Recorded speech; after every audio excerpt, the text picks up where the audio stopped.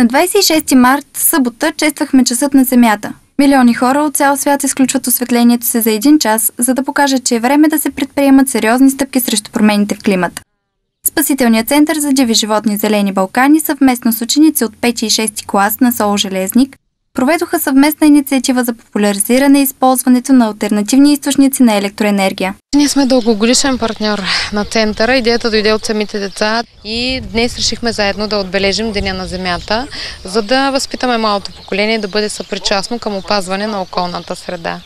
Представител на Зелени Балкани обясни нагледно действието на соларната система, монтирана в Спасителния център. Оказа се, че децата са наясно с работата на слънчевата енергия. Днес говорихме за соларната система. Какви други видове зелена енергия познаваш?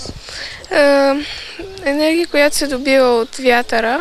Чрез ветрогенераторите, енергия на водата.